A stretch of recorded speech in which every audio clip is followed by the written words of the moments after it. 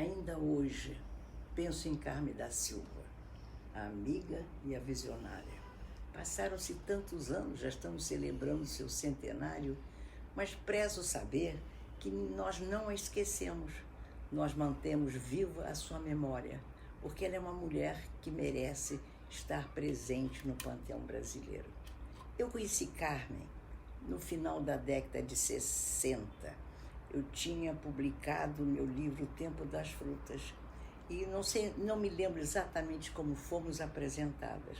Eu só sei que, de repente, eu comecei a frequentar com grande assiduidade o seu apartamento em Copacabana, onde ela morava com Cláudio Lopes da Silva. E ela também vinha muito à minha casa, porque minha mãe fazia uns jantarzinhos e convidava os dois. Foi uma amizade muito profunda, com muita intensidade, e apesar de que tínhamos muitas diferenças, porque a Carmen era uma mulher desabrida, não é? Uma mulher moderna. Eu também era muito moderna, mas enfim, eu era mais assim, cuidadosa com as coisas. Eu respeitava muito as grandes diferenças havidas entre todos nós. Ela não, ela era muito temperamental e tinha convicções contundentes, fortes. Por exemplo, em relação à questão política. Ambos, nós três, éramos contra a ditadura militar, claro está, mas ela, por exemplo, eu me lembro que ela era capaz de se erguer a sua voz forte contra a cultura americana. E eu dizia assim, com muita paciência: Carmen, eu acho que você se opõe a alguma coisa que você desconhece. E eu então comecei a introduzir a literatura americana, a poesia, a arte, vamos dizer, a vocação cultural daquele país, que é uma coisa extraordinária. E eu conheci muito bem, porque eu sempre li muito a literatura americana e depois passei a ser convidada e passei, inclusive, até bem mais tarde, tornei-me uma catedrática numa universidade americana. Mas, enfim, e ela é engraçada, eu consegui fazer com que ela entendesse meu ponto de vista. E ela tinha muito carinho por mim.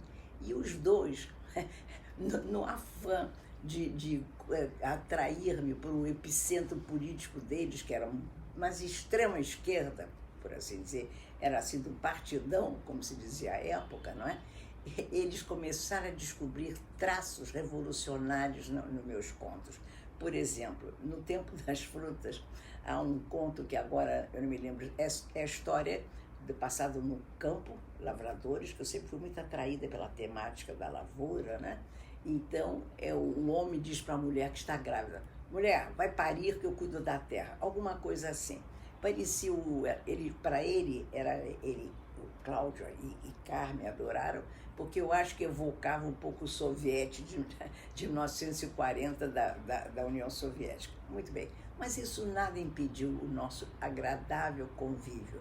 E saíamos juntos, íamos às vezes às vernissagens, os três. E lhes digo mais, nos queríamos tanto que quando eu fui morar em Barcelona, ao longo de 1 ano e meio, mais ou menos, eu aluguei um apartamento e os convidei para que viessem lá para casa e se hospedassem comigo, porque tinham intenção de fazer a primeira viagem deles à Europa.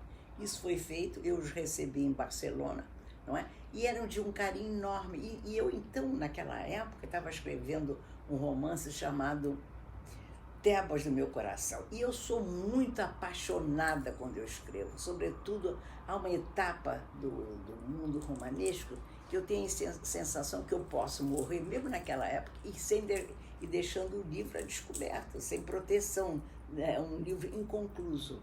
Então, mas nós não saímos muito à noite, jantávamos fora, eles gostavam dos seus drinks, né? Eu me cuidava muito, porque já não sou muito, mas sobretudo porque no dia seguinte eu acordaria muito cedo para trabalhar.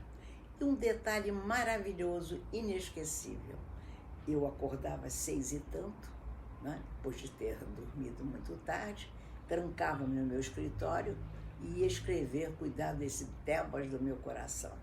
De repente, alguém batia a porta. 7 e tanto. Era o Cláudio, ajudado pela Carmen.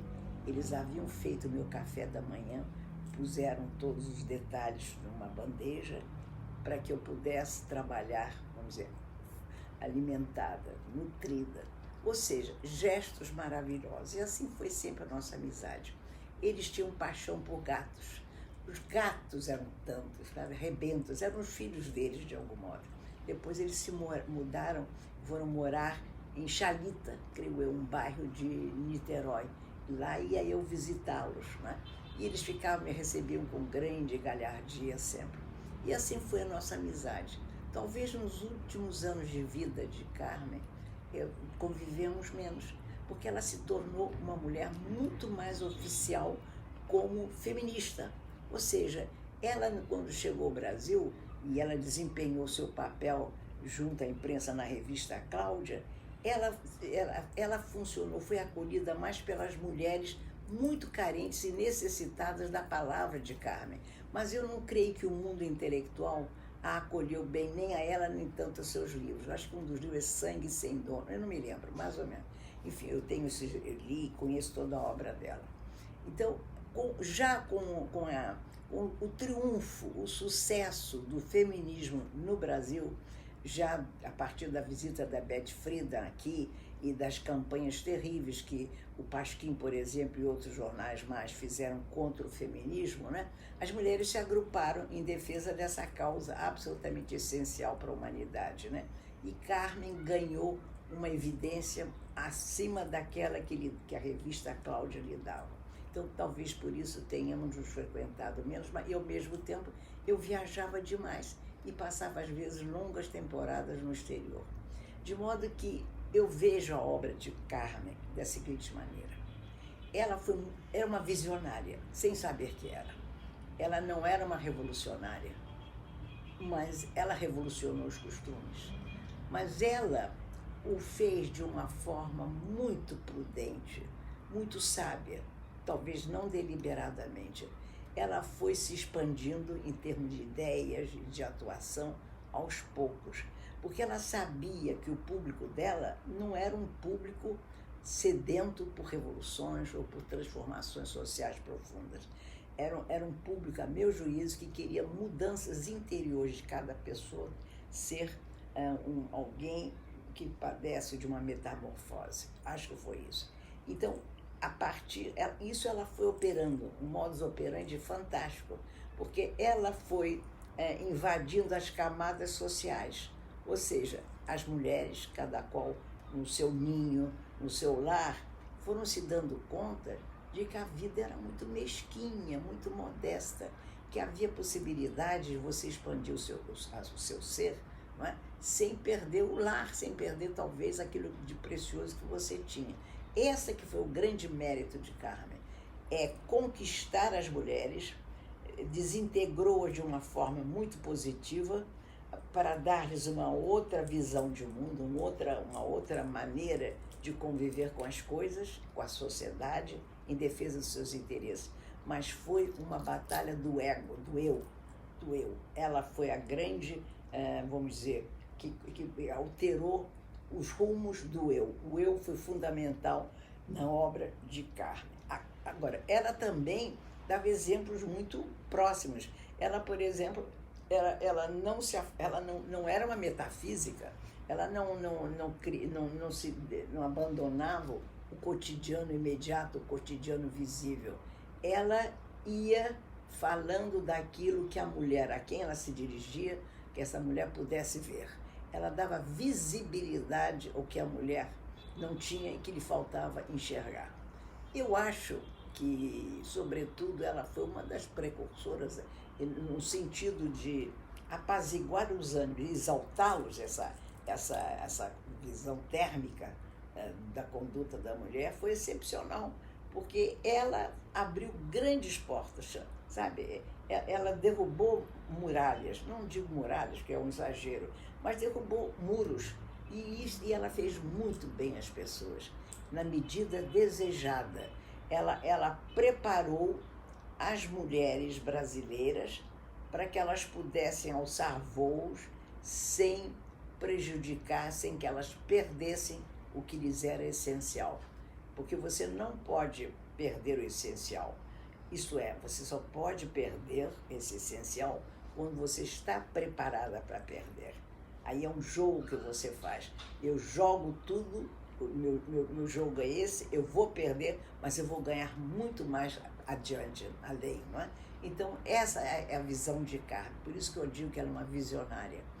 Não pôde ver em plenitude o bem que nos fez, o bem que ela fez às mulheres.